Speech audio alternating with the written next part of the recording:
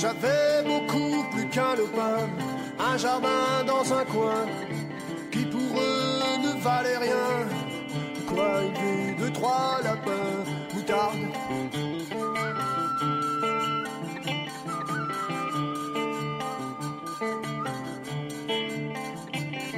J'avais beaucoup plus qu'un lopin, un jardin dans un coin, qui pour eux ne valait rien. Quoi, élever deux, trois lapins, moutarde. Yeah, you are listening to Being There on CIUT 89.5 FM. My name is Jesse Mendes. Welcome to the show, everybody. Today's segment is dedicated to the first of two parts, dedicated to the subject of music. I am going to say... And it starts early. I am a little out of it today. I have the flu, and we were joking about... my guest today is also, for his own reasons, of more than one world at the moment. And so here we go. I was flying by the seat of our pants. Let's try this again. Today's program is the first of two parts, dedicated to the subject of music. That is, music before it was audible, felt mostly as vibration. Music through the ages, in relation to our emotional life, and music in the context of art or commercialism.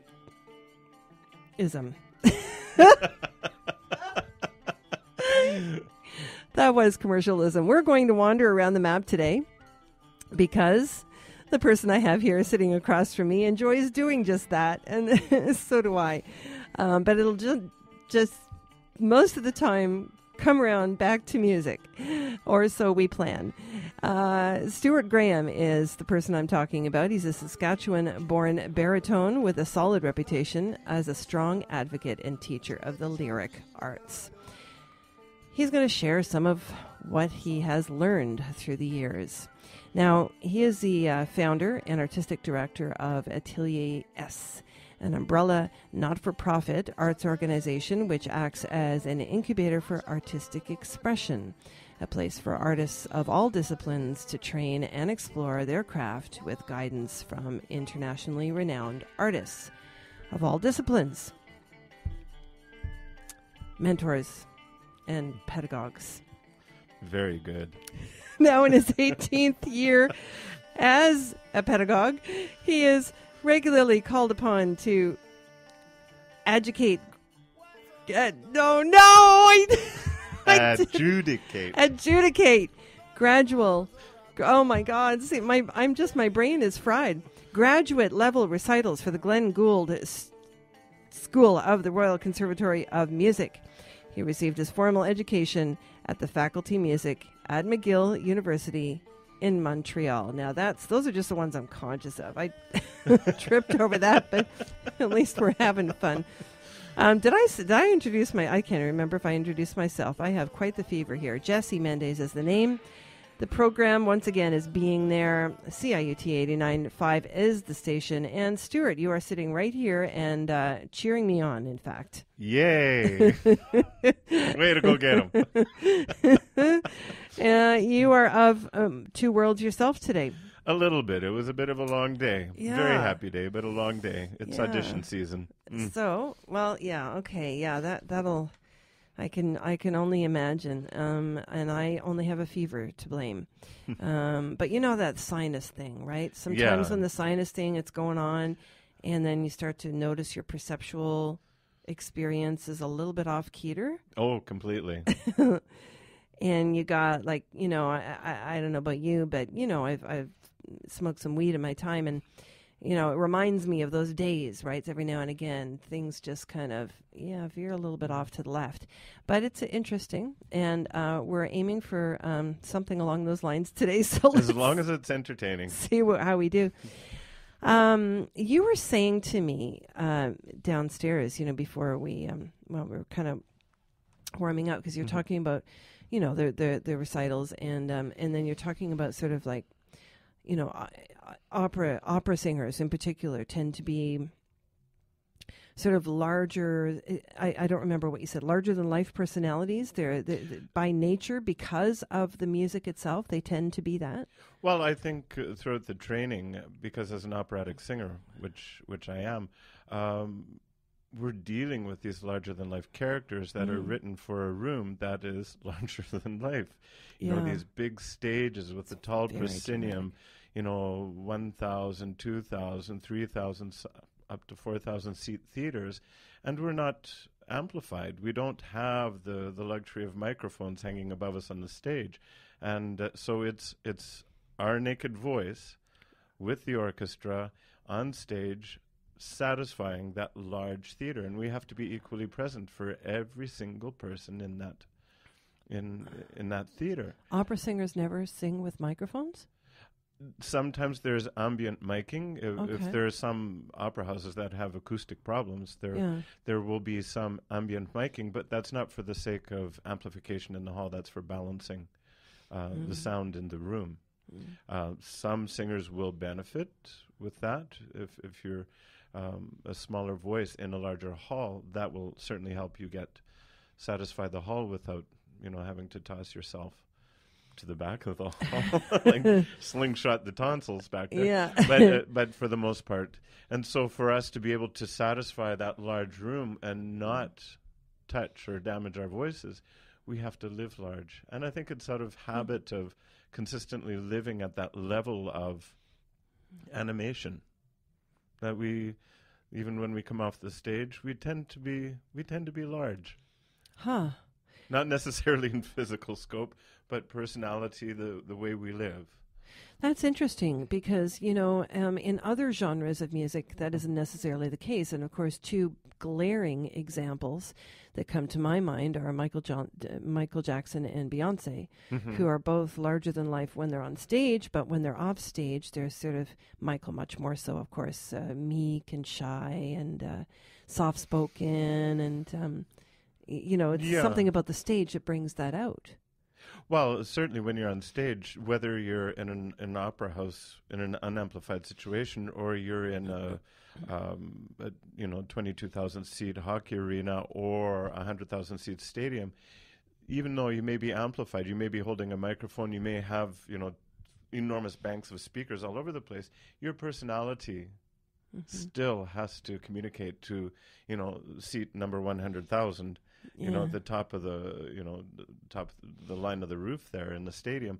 And that's certainly the speakers will project your sound there, but it doesn't project your personality. That's something, that's a certain, as you know, it factor or X factor. You know, we have all of these, you know, Find the Next Star reality shows on TV, American Idol, X Factor, Canada's Got Talent, America's Got Talent, Britain's Got Talent. It's all about that, you know, who is going to be able to walk out on stage and without having to do anything, immediately has the attention of every single person in that room. That's right, and it would be so much more, that show would be so much more interesting if they talked about that more. But, you know, now that, you don't think? Well, no, we have to leave some mystique. Yeah. If not, everybody, you know, the charm is gone. Right. Well, can't give it. It's like the magician; he can't give away the secrets to his trick. Well, one of the things that's true. One of the things I was thinking about, because you were talking about working with students also before we started, and you said something along the lines of a lot of teaching singing is about building personality. Is that what you know? Oh, okay. Yeah, no, what I was psychology. Saying is, oh, yeah. No, a voice lesson in particular is 99% psychotherapy sometimes. Because from the way I was brought up musically and vocally, which, you know, is the old Italian bel canto School 101 is we build the voice by building the person. That's, that's when I thought about a show like American Idol, because there's a certain point where, they put them in groups, and then they have a vocal coach, and then they get farther on the competition, and then they get assigned vocal coaches. And I'm thinking how much of how far they get in that competition has to do with how good of a match they have with their vocal coach. Oh, it's very important. Incredibly, right? Yes. Yeah, no, like any music student, whether a beginning music student or a seasoned musician, myself, yes, I've been teaching for almost 20 years, but at the same time, I still study. As an artist, we don't cease to study, because if we do, we're no longer relevant to the artistry or to the industry. But what is important is that when you're seeking that set of ears and a soul to listen to you, that you can have confidence and that you can really leave yourself in total abandon to their tuition, tutelage, then you have to shop around. Yes. Encourage people to do that who want to because it is about a mix of personalities. You want to go study with a person that does exactly what you dream to do, but then it has to be a very good match personality-wise. If not, it just implodes on itself. And it doesn't matter how skilled they are. It matters is a good match. Yeah. Let's talk. I want to, let's see here. I'd like to start with, you something you said to me on the phone. You said that music once had nothing to do with sound. Very curious. Well, it did and it didn't. Okay. Because sound always existed. It's that whole Confucius thing. If a tree falls in the forest, does it make a sound? What is the sound of one hand clapping? It's that sort of thing. It is that sort of thing. But and really at the beginning of Western civilization, after the Greek and the Roman empires, and actually just at the fall of the Roman Empire, there was a lot of curiosity about music, and of course it was all brought up. What is the basis of our music today? It all came from the church. It all came from the Jewish tradition before, or the different, but it all had religious roots, and before sound, before like when it was just because I'm talking before it was defined as but music always had sound. But a certain philosopher, a Roman philosopher, he sort of had an existential moment and sort of thought beyond the stars and realized that what is music, and he defined it in three different types of music. Okay. Yeah. Is this after it was just because you talked about it being just vibration? Well, this is what from his treatise. This is what we talk about, okay. and it's the. Let me pull out my big encyclopedia of a book. And so I wish I had reading glasses. That was his definition. His music was musica mundana. And it was about the otherworldly. And here, I'll just read directly from the textbook, because it's well put. It says, the textbook, just in case anybody is interested, it's called Music in the Western World, A History in Documents. And it's, oddly enough, this is a textbook that every music student at university has got in their bookshelves, because it's the first music history class that we have to take, and it's one of the books for reading. And it says here, and the philosopher we're talking about, his name is Boethius. And so this is 4th century Rome. He was a philosopher and, what was he? Yeah, a philosopher and a bit of a politician.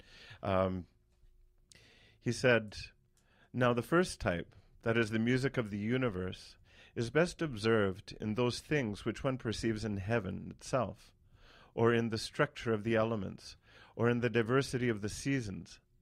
How could it how could it possibly be that such a swift heavenly machine should move silently in its course?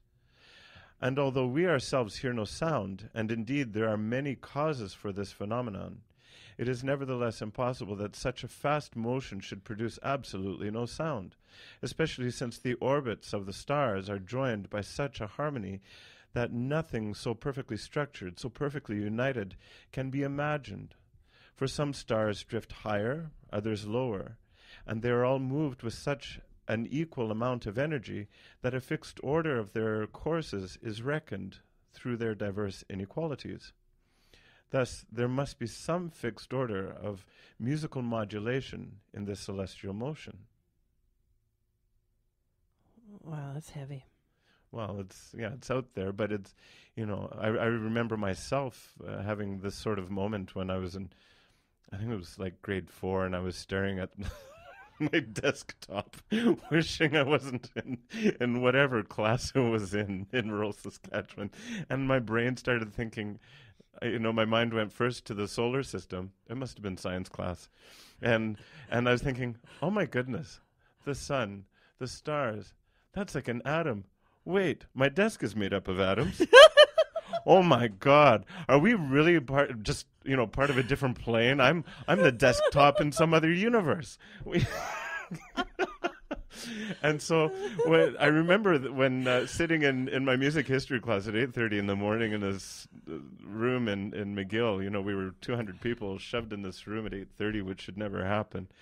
And this topic that Boethius brought up, my mind just clung on to it like nothing, like Velcro. Loved it. It spoke to me, and that's exactly what. But composers throughout history, they really bring in that element. Like we look at Bach, because we discuss the heavens, the universe, and all of that, and in other sciences, astronomy, physics, it's all math, it's equations. It's numerical. It fits into a measure. It fits into a box. And the measure is finite, even though the universe is infinite, the measure is finite. And you look at composers like Johann Sebastian Bach, who, through all his compositions, and this is why we study him so profoundly in theory and harmony classes in our musical education, because his measure is so mathematically perfect. And it really brings this element of the cosmos, that otherworldly, the harmony, the inaudible, that mathematical perfection. It's bizarre. I've always known that there's a use of the term mathematical that might actually interest me, because of course when it comes to arithmetic and numbers and all, no, forget it. But the way that you're talking about it, I mean, this is just the beginnings of a grasp. I'm just trying to open up and take everything that you're saying in. It's all, I've always described myself as a little bit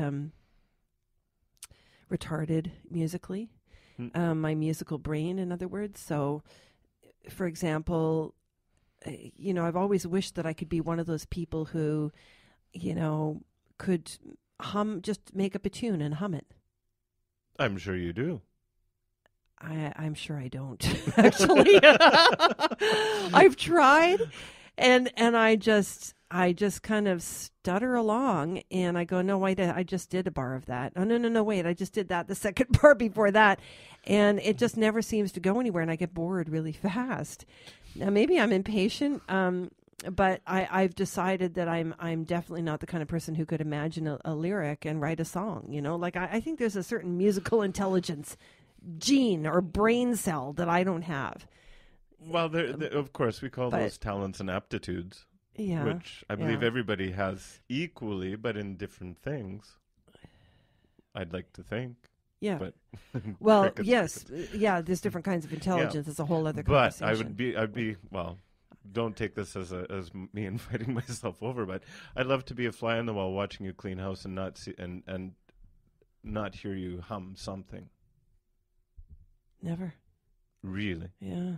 It bothers me. Interesting. Yeah. Now, part of that is, it might be because I feel like music has been such a small part of my life, and which is ironic because it has a very profound effect on me. And maybe it's because it has a profound effect on me. I mean, I remember when I used to have a stereo. I came from, I grew up in Ottawa when we were, Ottawa is like living in a time capsule. They're like 10 or 20 years behind in most things from Toronto.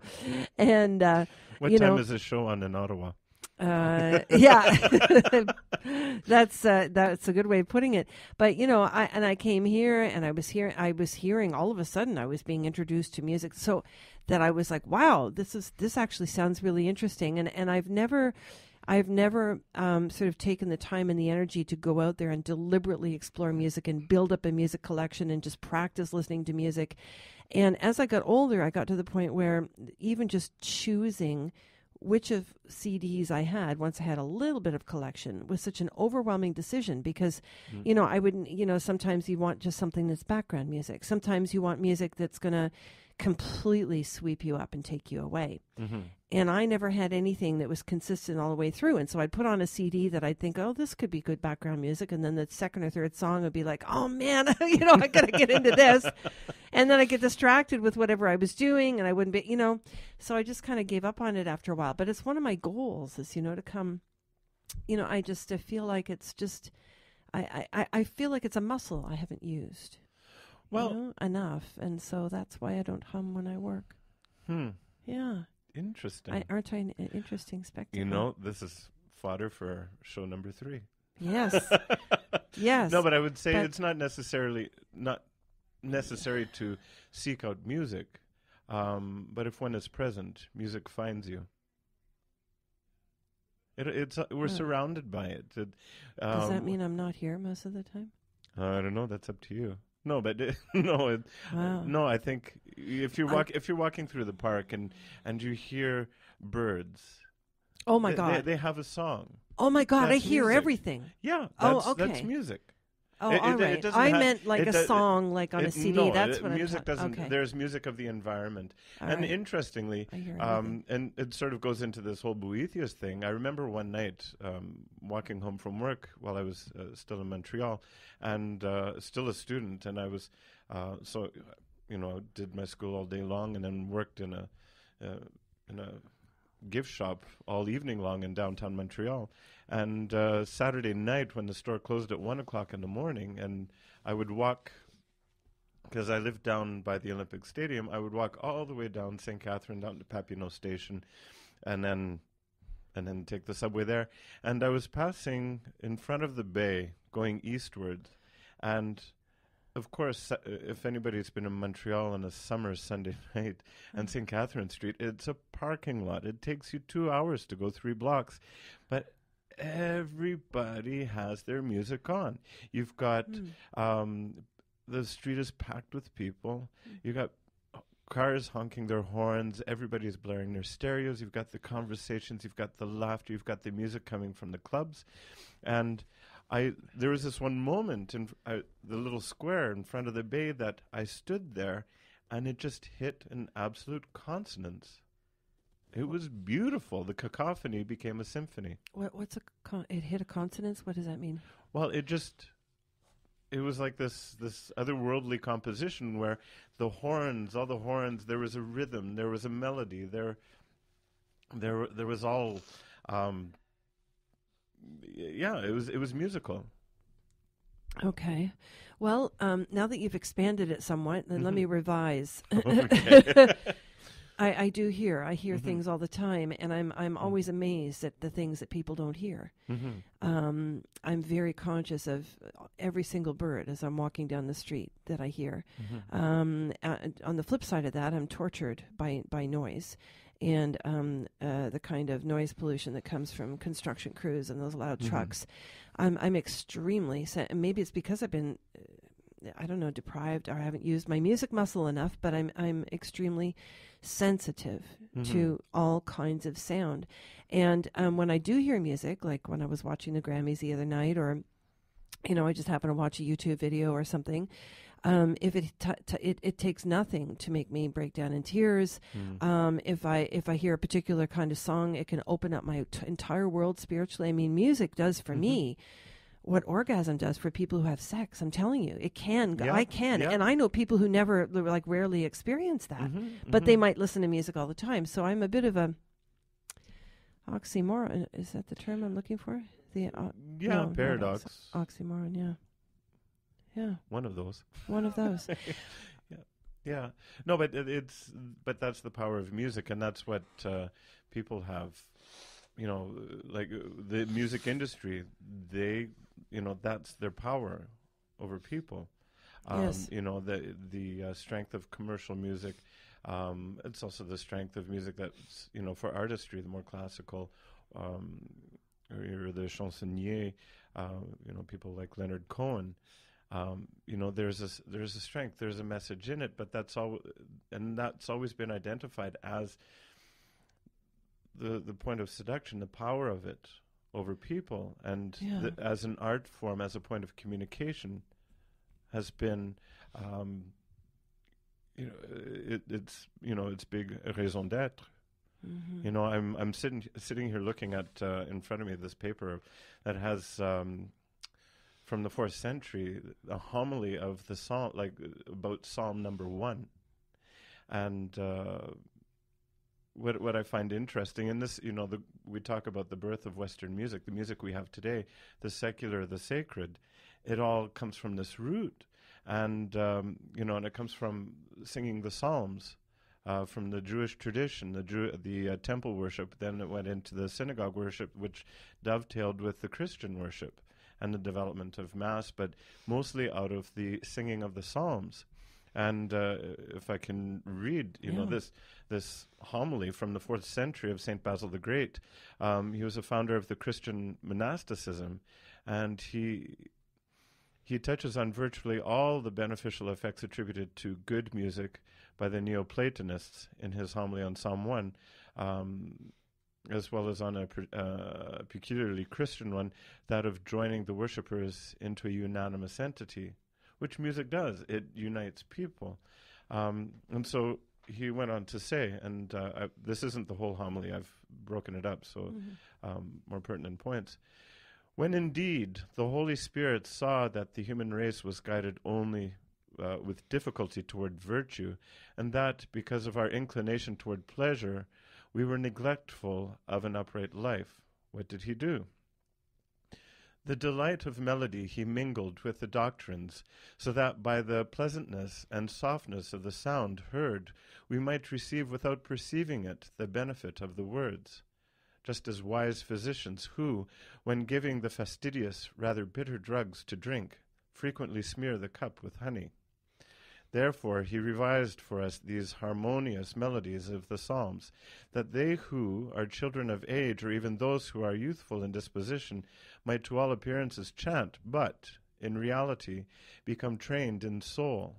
For never has any one of the many indifferent persons gone away easily holding in mind either an apostolic or prophetic message, but they do chant the words of the Psalms, even in the home, and they spread them around in the marketplace, and if perchance someone becomes exceedingly wrathful, when he begins to be soothed by the Psalms, he departs with the wrath of his well, let me read that again. He departs with the wrath of this, and should immediately lulled to sleep by means of the melody.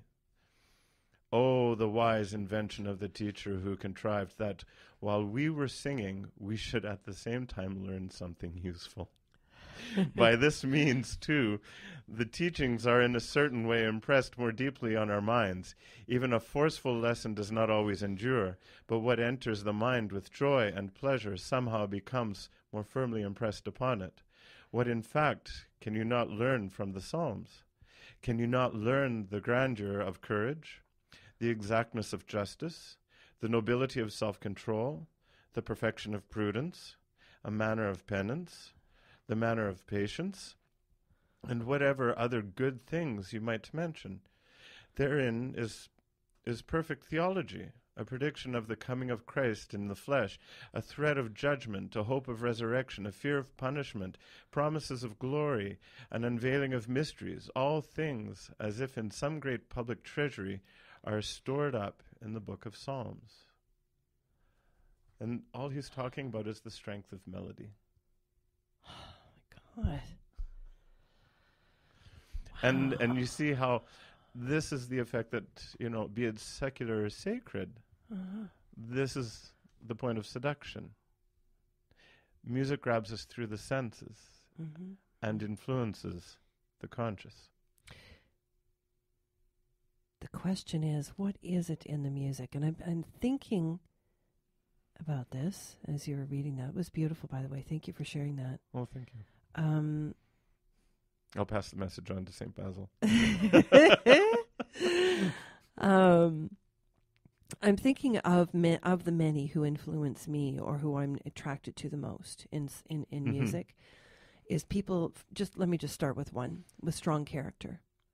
So Tom Waits, Bob Dylan, a whole bunch of Leonard Cohen. People who are just they're eccentric, or they just have a really strong character, and somehow that gets translated in the music, and it's not necessarily that they have a fantastic singing voice. It's that they know how to use their voice. Yeah. Well, okay. This brings a very interesting point, and especially me being, a singer and a voice teacher at the same time. Beauty isn't necessarily about the aesthetic. Okay, I think of aesthetic as visual. So how do you mean aesthetic? it? Well, is what you consider beautiful by your ear, sound. Okay. The aesthetic of sound, quality of sound. But in the example of these these people, and it could be said about any, like in the pop culture, that's the broad term, the secular. You look at any artist that has had a great duration. You look at Tina Turner, Patti LaBelle, all Aretha Franklin, is that there's an individuality in the voice, and every time they open up their mouth, the beauty is in the truth, the resonance of truth in what they are singing and what they have to say. The resonance of truth. Yes, that's what makes it beautiful. Can you say more about that? The resonance of truth? Is that sort of being true to their character a little bit? Or they're just saying what they truly believe. It's... Oh, I see. So it's linked to the lyrics and the words? No. Well, it's their message. It's the way it inhabits their voice. So not necessarily, doesn't always have to be just the words. It can be the way they sing the song? It's the way, it's the point of connection between the person and what they're saying. It's, when you've seen a performance, in particular of an actor, and their performance, you're totally transported by the way they play their character. You don't see the actor, you see the character they're playing. Okay, so you're saying Meryl Streep is a good example, right? Yes, yeah. Okay. And when it's the way she delivers the lines, the way she inhabits her text, the way she inhabits the stream of consciousness of the character, that when she takes the breath to say it, it honestly lives. There is no element of pretense. Yes.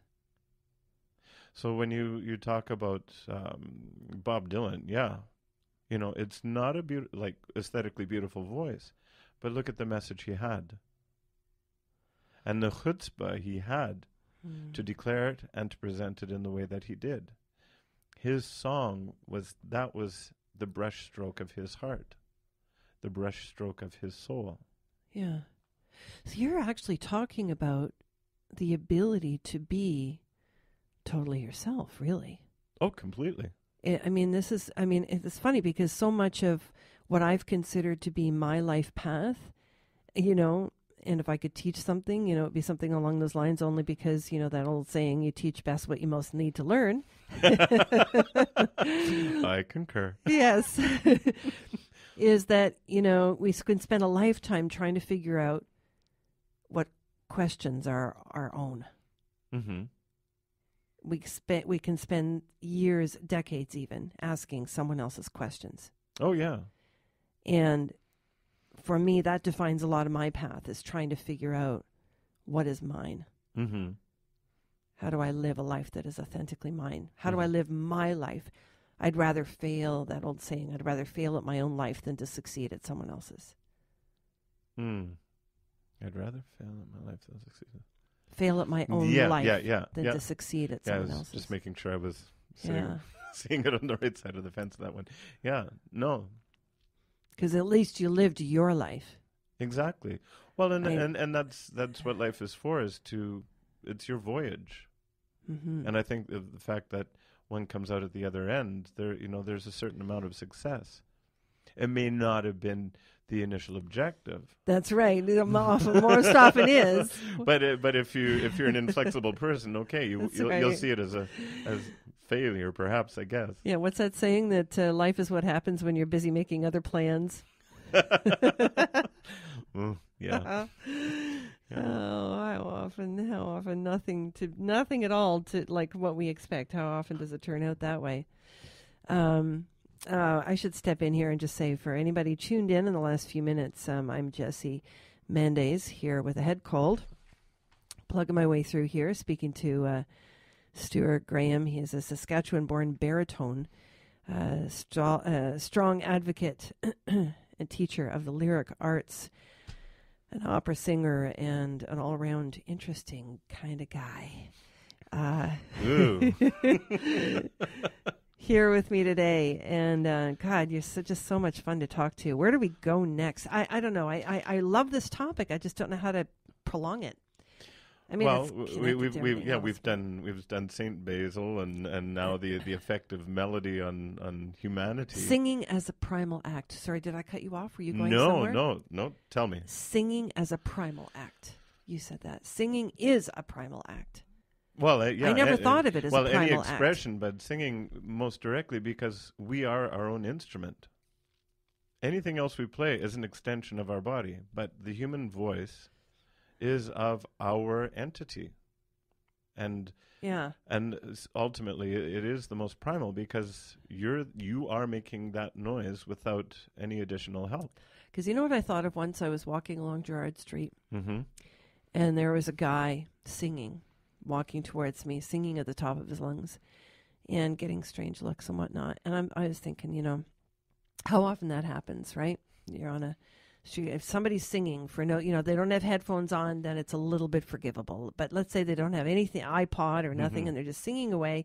Most people are going to sort of roll their eyes a little bit and, think he's from whatever, right?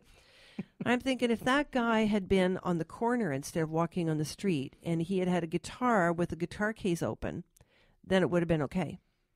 But he was walking without a guitar, mm-hmm. no excuse, quote unquote, singing. So he's perceived differently. Yeah, sadly. It's a primal act? I don't know. Well, it is a primal act. And the thing is a happy heart will sing. Yeah. Anytime. No, but I'm just thinking of the primal part is linked to, why we perceive it that way. But, like the sexual act, right, is not supposed to be done in public or something. I don't know. It depends what part of the world you're in. Hey, did you know here in Toronto there are sex clubs? I did not know that. Oh, my goodness. Are you kidding me? I did. I mean, kidding me that you didn't know this? No. How long have you lived in this city? Well, I know. Have you not opened a newspaper in the past 30 years? Orgy clubs, I'm talking. Yes. Where you go with your partner. Yes. And you pay a cover charge and you have sex, or you can go single. Yeah. Of course, ladies pay cheaper. You can go single and just wander around and see somebody you like. Just get it on. Wow, this is really quite the digression here. I think your day has officially outlived your medication. No, I know it exists. I live downtown. You can't avoid I know them. about bathhouses. That's the term vaguely because my best friend is. Anyway, but and I know about saunas. Capital S, right? Yes. Those saunas.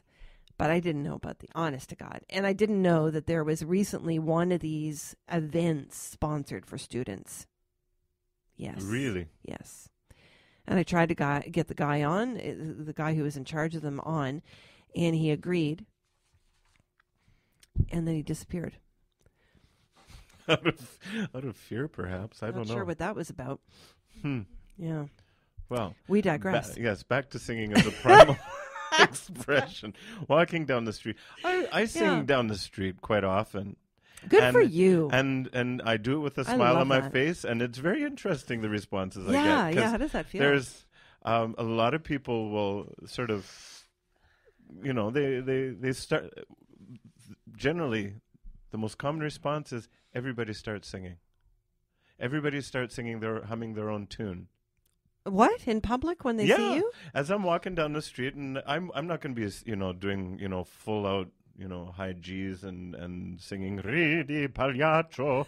I'm not gonna sing that, but just quite often, because when I'm walking somewhere, I'm going through my repertoire, and like right now, I have a concert coming up on March 8th, and so I've got 20 pieces of music floating through my head, and I'm constantly visualizing my performance and making sure I've memorized the words and I'm living my words. What did I mean with that interval?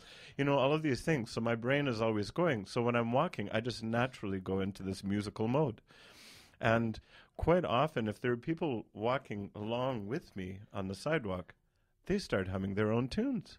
All of a sudden, everybody's happy. It's a contagious thing, much like yawning. Yes. If one person in a room yawns, everybody yawns. I did not If know one that. person is humming, everybody starts humming. But I've had people that have come across the street and just went, "Ugh!" in my face. And I go, too bad for them. To try to get you to stop? Well, they just objected to my happiness. I'm sure it was more my happiness than my singing. Yeah. Yeah. Or the free expression of it. Yeah. Yeah. But it's interesting because when you walk down the street with, that open, happy heart, and you've got that bounce in your step, and people respond, and people join you, or people are repelled to the other side of the street.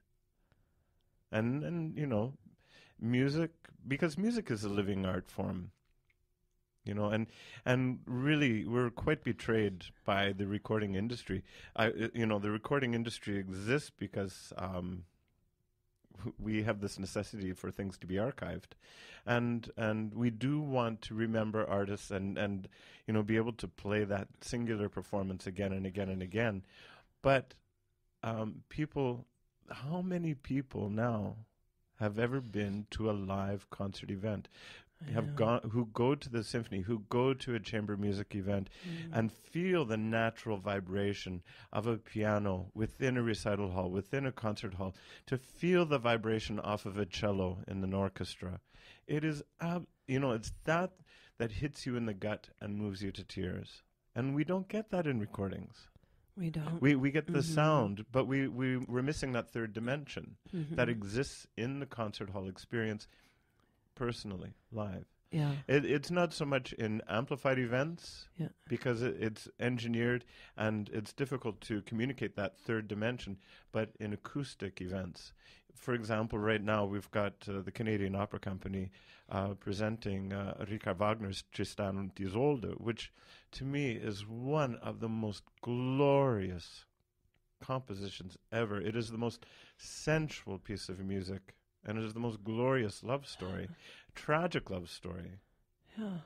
As Tristan dies at the end, and Isolde is at the end singing her Liebestod, the, love's death. Yeah. And you have that Wagnerian orchestra in the pit, which is 100+ players, and they're all playing along. You've got banks of double basses, an enormous section of cellos. You've got violins, you've got the winds, the woodwinds, you've got the horns, you've got the harps, you've got all of that playing at the same time. Plus, you have the singers on the stage that are really heroic, superhuman people to sing that music, and to have these glorious voices just soaring over top of the orchestra. It is the vibration of that. Yes, for the ears. But you feel it, you receive it in the gut, and it's that takes you to the edge of your seat. It's that takes your breath away. It's that brings you to tears. I have a question for you, because Sure. you mentioned, that you have a concert coming up March 8th. Mm-hmm. And the left side of my face is on fire, sorry. I've always been curious about opera, Mm-hmm. but what little I've heard of it, it doesn't do anything for me. And I've always felt that the potential is there for it to do something for me. And I'm not sure if it's just the types I've been listening to or whatever. Mm-hmm. Or maybe it's because I've never been to a live opera show. I'm not sure. But if one wants to develop Mm-hmm. that capacity, how does one start? Well, why don't we play this excerpt? Just a little bit of it? Yeah. No, I'd like to see a reaction of the whole. Oh, but it's 10 minutes, though, isn't it? Yeah. Yeah, Well, we've just, only got just 10 minutes left. Okay. Well, We can't do it. Yeah. No, let's do it. We'll bring it out. We'll chop fade it it, off we'll a bit fade at it the end. out. Yeah, because... Yeah. Mm-hmm.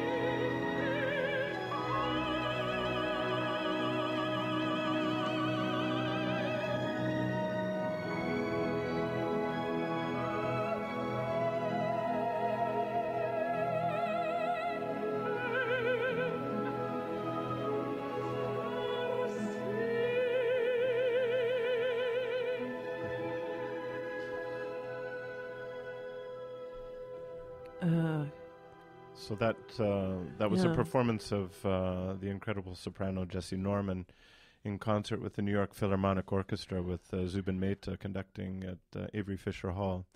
And, we talk about singing as a primal act.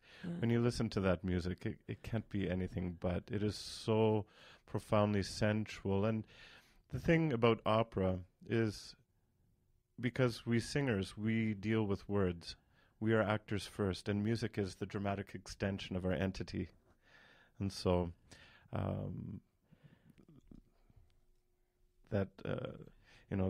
to me, that is, Wagner is really one of the ultimate expressions of that idea. And certainly he changed Western music, and certainly operatic music, because he brought in this element of musical drama.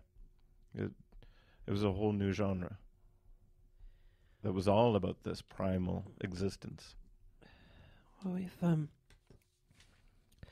we've pretty much got a wrap, but I just wanted to say interesting. I mean, when I'm lacking the language to express here what I'm what I want, but I'll try. I guess when I hear quote unquote hear the music, it doesn't, on one level it doesn't interest me, and I think I'm talking more on superficial level, but on the other hand, it did reach in, and you could see that it reached in, and it affected me. Now I don't know how much of that is the fact that my head's on fire and I'm really sick right now. Damn, almost got through the show without coughing. So it'd be interesting to hear that again when I'm feeling well. But it was a mixed experience. It was sort of like, Well, this is the thing about an audience, that when we sit in the concert hall or in a pop concert, whatever, we believe that we receive by our ears, and it's that element. But when we are faced with a musical experience, like witnessing Tristan and Isolde, for example, which, this larger in life is, just allow the music to wash over you. Let all of your senses take it in. Don't let the mind make a decision. You just let it affect you. Okay. Yeah. We have to end there, unfortunately. I was going to say, that let it affect me. I mean, here I am, tears streaming down my face. I felt, and yet I felt as if I was pushing against it. Now, part of that is because if I really let go, and cry when I'm feeling ill, my sinus pain is through the roof. So there was a very practical reason for pushing against it. But I was aware of that, pushing against the music. And I was trying just because I'm so inspired by you. You are... Well, interestingly, that aria that we just played, it was the performance that I saw as a young baritone that really made me want to go to opera. Before that, I was in pop music. But it was that singular performance that changed my mind, changed my life. No kidding. Wow. There's so much more to say, and we have barely just gotten started. We're going to do another couple of segments here. This is the first of a series. I think we decided that we were going to do a 3-part instead of a 2-part. So if anybody, hopefully folks listening have found this interesting and will join us next week and the week after that to continue this discussion, because there's just so much I want to say here and ask and explore. Cool. It's been a real pleasure for folks listening just in the last few minutes. My name is Jesse Mendes, and my guest today, the very deep and resonant voice you've been hearing on the other mic, is Stuart Graham, a Saskatchewan-born baritone, advocate of the lyric arts, and been teaching for 18 years. He is with an organization called Atelier S, an umbrella not-for-profit or arts organization which acts as an incubator for artistic expression. Thank you, Stuart. Well, thank you, Jesse. It's been a pleasure. Anybody who missed the show today or only got part of it, you can catch it on podcast starting tomorrow on the CIUT website. I don't know what time, but at some point tomorrow we'll switch over. Thanks to Quentin Tobacco for technical production. Have a great week.